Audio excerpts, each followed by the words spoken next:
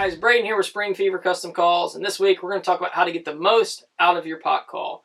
Before we continue on, if you guys can scroll down, hit that subscribe button. We greatly appreciate it. It helps us out a ton, and it just makes the channel grow and allows us to do this again every week. So, with that being said, let's get into talking about pot calls. You know, we travel around the country every year, and we go to all these different expos and meet tons of people, and I've had thousands of people come up and run our pot calls. A lot of them can produce turkey sounds, and they're producing sounds that will probably kill a turkey. However, can it be improved? 100%. And I don't really like to correct them there at the table and say, hey, you're not really doing this right, because I don't really want to offend anybody.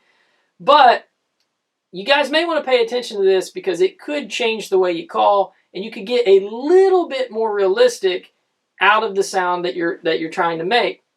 Now, when you look at this, you've really got three options. You've got size of the call. You know, the most common in a pot call is going to be a 3-inch call and a 3.5-inch call. There are different sizes out there. You know, we make the cell call and stuff like that don't really, follow those rules, but the most common are going to be the 3 to 3.5. The next thing is your surface material, from glass, crystal, slate, your metals, and ceramics. Okay, and that's the second real big category. And then the third option is single side versus double side. And those are the three big choices that you have when we're talking about purchasing a call. Now, if I'm going with a metal surface, that metal surface has got that metally sound, that ping to it. I'm always going to buy a double-sided call. And the reason for that, I really do like a metal surface to reach out there. I think it creates a frequency that just travels, it cuts through the wind, and that turkeys do respond to. But as a turkey's coming in, I want to lower my tone, I want to lower my pitch, I want to call softer. So I want to be able to flip that call over to a glass or to a slate on the back and be able to, change that tone as that gobbler's getting closer. Now, in terms of slate, if I pick a slate on the top, I'm probably going to go with a 2-sided call on that as well. That way I have the option to get, loud and pitchy on the back with some sort of glass on the back. Our wood calls here, these are slate on one side and it's glass on the back. And that's going to give you that option to get two different sounds, two different, pitches, so you can soft call and get loud if you want. Now, if I'm carrying just a glass, I do love just a great glass or a crystal call. They produce a super clean and clear yelp, clucks, purrs. They're, if that call's conditioned properly, they produce some of the most realistic sounds that are out there. I mean, you can't beat the good high end of a glass in the rollover, in a glass and a crystal call. So I always carry that for striking birds as well. Now, if you guys purchase a call from us, and it will come with a conditioning material that is appropriate for that call, and that's going to be another key point here, is keeping your call conditioned and maintained properly to where it will produce the sounds that it's intended to do so. Now, if you guys purchase like a double-sided call like this, you guys will receive this, and it'll have a piece of sandpaper in it, and it's going to have a piece of Scotch-Brite, and it'll be tucked into the back hole of that call, just like that. When you guys unwrap this, get it out of the mailbox, this will be in there, and you can pop this out and condition your call. Now, when you're conditioning your pot call, it's super important that you're using the right conditioner for the surface. Now, let's spend a second here talking about this. If you're conditioning something soft like slate, your metal surfaces, copper, brass, aluminum, those are really soft. A lot of people get that, they kind of get that confused. They think metal's hard, but actually, those are very soft metals. You've got to condition it with something that it's suited for, and that's going to be your Scotch-Brite. Okay, so if you're picking up a copper call or something like that from a slate call, you're going to want to condition those surfaces with a piece of Scotch-Brite, something that's not going to gouge the surface of it, because if you create those deep pits, those deep grooves in that surface, that striker's going to hit it, and it's going to cause the striker to grab, and it's not going to be a smooth call like what you want.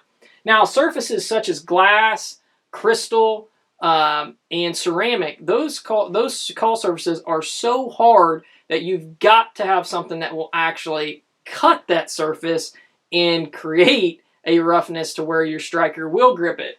You know, if we put that back where it goes, if I grab a glass call here, and you can see here that I've conditioned it up on the top, but down here on the bottom it's not conditioned. If I run that striker on there, it's not going to make any noise.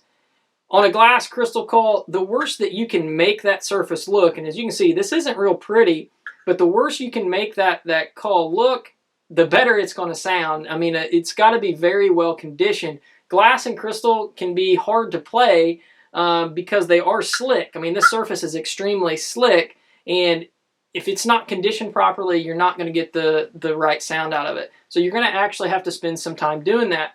And what we condition glass with is your call will come with a piece of sandpaper, okay? It'll come with that, and you can use a piece of sandpaper to come in here and then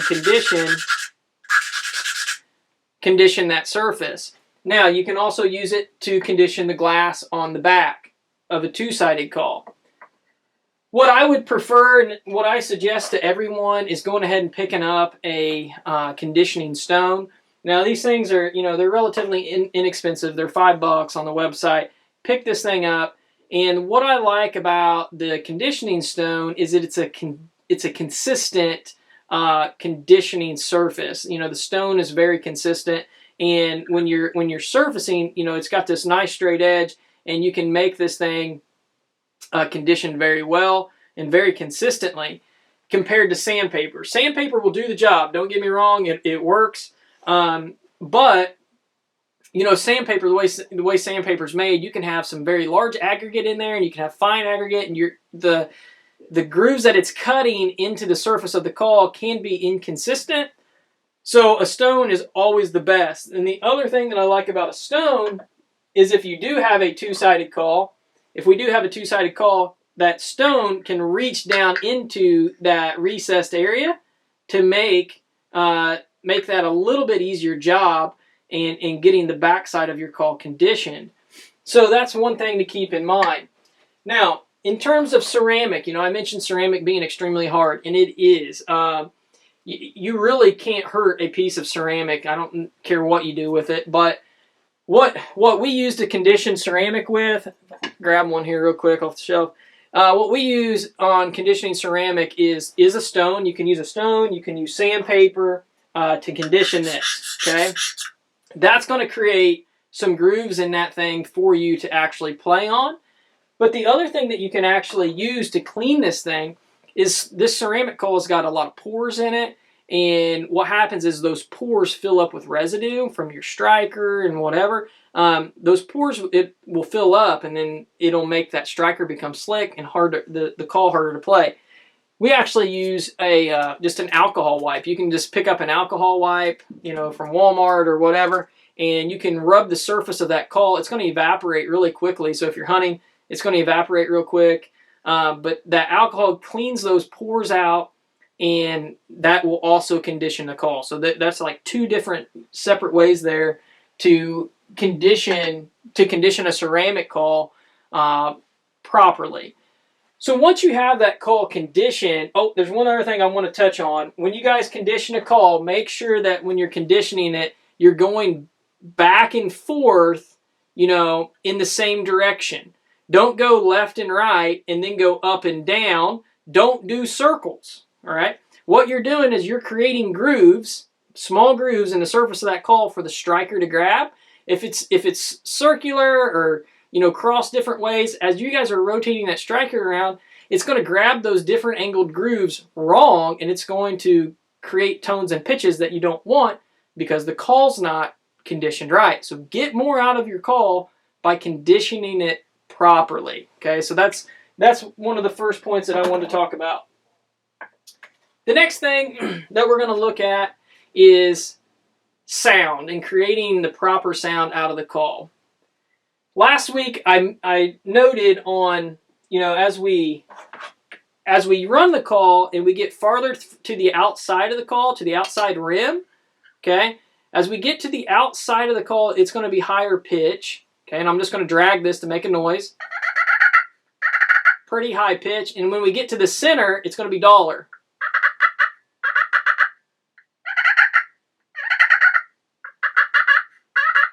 Now, so you can tell there that there's two different tones from the outside to the inside. And that's really going to play a factor in when we actually start making a call. Now, people that are starting out, new, maybe this is your first year, maybe it's your second year, and you want to learn how to, run this thing a little bit better. For those, I'm going to show you. I'm just going to take a second. So those of you guys that are, have been calling for a while, give me a second here. Starting out, I always tell people, hold this call flat, and then take your striker and you're going to set it on there at 90 degrees, okay? And then what you want to do is you're going to tilt the head of it, the head of the striker, the big end, you're going to tip it away from you. So I'm going to tilt it actually towards the camera on about a 10-degree angle. And what that does is it puts the bottom of it angled into the calling surface, and it allows it to grip that calling surface, which makes the sound. That's the reason why it's from friction, the reason why it's called a friction call. So to make a yelp, you're just going to make a small circle. So I'm going to stand it up, set it up flat, tilt my head away, small circle. Now, that's going to get you started in terms of making that yelp. Once you get used to it, this is kind of awkward holding it like this. And as most people that have been calling for a while, you'll see that they usually hold the call on its side. And you're holding your striker like a pencil, and you can rest your hand on the call. You're not going to change or affect the call by doing that. You can rest it right there. You don't have to keep this thing separated and operate it from up above. But as I said, as you get used to it, your hands are more natural like this, and you're probably gonna tend to call with the call on its side. All right, now. That's how you kind of create that yelp. And I mentioned going and creating a circle or an oval to create the sound. Now, this is another thing that I want to talk to you guys about getting more out of your call. From building these calls and understanding how the call works as a musical instrument, I understand the proper way to run my striker to get the tones and the pitches that I want. This is where a lot of people go wrong, and one of the main reasons why I want to do this video. I just showed you starting on the outside of that call creates a higher pitch versus the inside of the call is going to create that dollar sound. We got to keep that in mind when we're trying to create our calls. So let's take the yelp, for example. We're going to use this as the easiest way to see it. Now, in the spring turkey woods, we make all kinds of different sounds. We can make, hen sounds, we can make jake sounds, gobbler sounds, whatever, to try to get that bird to come in. But most of the time, most of the calls that we make are going to replicate a hen because it's that breeding time and we're trying to attract that gobbler in.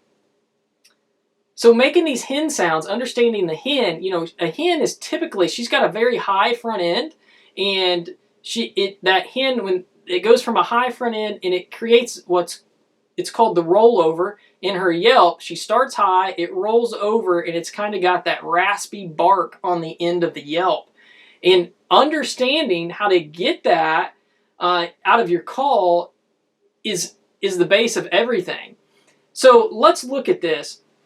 Most people, grab a call here, most people when I see them come up to the booth and they start calling, they're taking their striker, and they look comfortable, like they've done this a while. And like I said, they can create a sound that sounds turkey-ish, but can we make it more realistic? And this is where I'm going to get at today.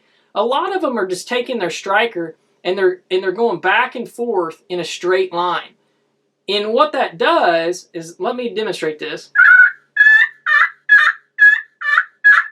What that does is it's the same, okay? And the only thing that changes is when I'm coming to a stop real slow, and I was doing it pretty slow. When I'm coming to a stop slow, it kind of changes that pitch a little bit, but you don't have that true roll that call's intended to create. Now, this is what I want to get at. I said earlier, you want to make a small circle or a small oval, and that is the key to it, along with pairing it to the location on the calling surface. Let's first talk about the oval. The oval, or even a D shape, that allows you to create that high front end, and as you curl your striker in the oval, as you're curling that, you're changing the angle of your striker, which is going to create the roll in the yelp to give you that bark on the end of it. The backstroke, you don't ever want to lift the striker from your playing surface. I see a lot of people do that. They'll make a C and then they pick up their striker and they make a C, pick it up, they're constantly. They're doing a C, pick it up, go back to the start, do a C, pick it up. Now, you don't ever want to pull your striker from your calling surface, and it doesn't make sense. It doesn't affect your call at all. And the reason for that is because the angle of the striker is backwards. So when you drag the striker backwards, it doesn't make any sound because it can't grip the surface of the call. And actually, I'm going to grab a slate to do this because it's easier. If I run this backwards on the call, it won't make any noise. Okay? It doesn't make noise until I go the opposite direction so that the striker can actually grip the surface. So when you're making that yelp, you don't want to lift your striker up. On the backstroke, it's natural because it's not going to make any noise because it's not gripping the surface. Now, when you're bringing it around, it's almost like a snap of the wrist to bring it back to the starting point. As you come around that oval, you make that bark of that yelp, and then you kind of snap that wrist back to your starting point. And when you snap that wrist, the snap of the wrist, that quick movement, and you guys don't even realize that you're doing this, that know how to do this, that quick snap of the wrist cuts the end of that call off. So you're, and it, boom, and that's what creates the clear note. So it's kind of vital there. And a lot of you guys are doing that and you don't even pay attention that you're doing it. So let's try this out on this slate. I'm going to do a circle.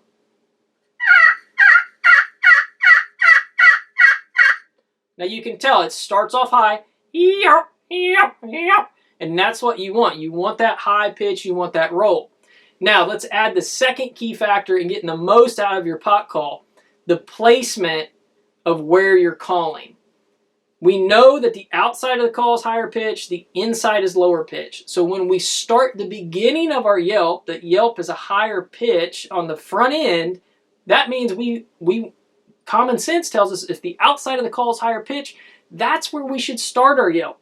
If the end of the call is got that lower rasp sound to it, which is the inside of the call, we want to work from the outside of the call and work inside of the call. So when I'm making that oval, I'm starting on the outside, I'm going to come towards the inside and then snap my wrist back to my starting point.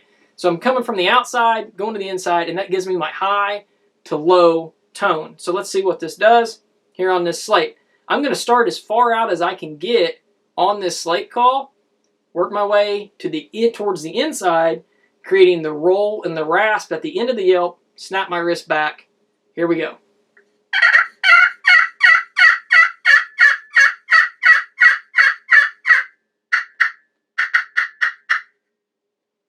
That's what it's supposed to sound like. Now, it doesn't matter what style we pick up. We can pick up this glass call, and glass is going to have an even clearer yelp to it. So let's look at glass, and we'll see what this thing does.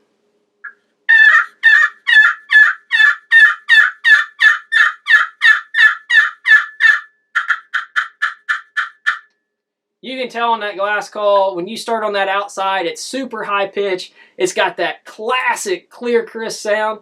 And as you roll that thing towards the inside of the call, it's got that bark on the end, and it just excites me. It just makes me happy. It puts me in a happy place, to be honest.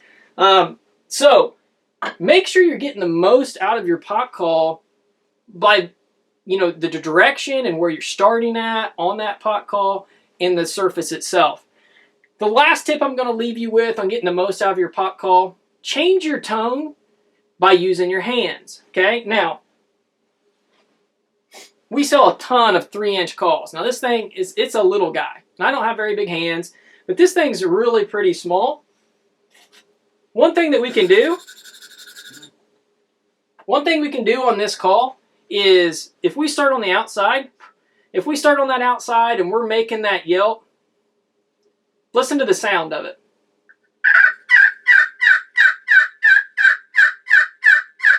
Okay? It's pretty loud. I mean, for a 3-inch call, I mean, people are like, you know, when they pick these up at the table, like, hey, that thing's got some volume. Yeah, it's designed to produce a pretty loud yelp. But now, when that gobbler's coming in, he's kind of broke, and I know he's coming in, I'm not going to scream at him all the time. Like, I'm not a loud calling guy very often at all. And, you know, it's really about that soft calling to get him to close the deal and to be able to, you know, get him into gun range and to actually shoot him. Use this thing, get more out of your call. You can take your hand, if your hands are big enough, you can do it on a 3.5, and I can't, my hands aren't big enough. But if I take that call and I set it into my hand and I grip it to where I'm covering my holes, I can really tone this call down. This is the same amount of pressure, obviously the same call. It's going to soften up. The other thing this is good for is tree yelps. In the morning, purring, you can really tone your purring down.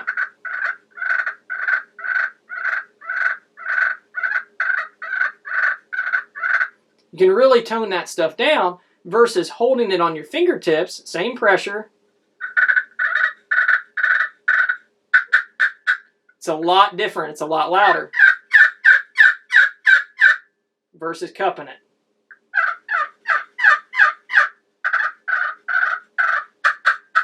Okay, so get the most out of your pot call by understanding how it works, and you know, achieve the things that you want to achieve. This thing's a tool. Make it work for you. Kill more turkeys this spring. Make yourself a better caller. It takes a little bit of practice. Hopefully you guys enjoyed this week's show. Remember, again, please hit that subscribe button. We truly do appreciate it. And remember, put your next long beard on speed dial with the Spring Fever custom call. See you guys next week.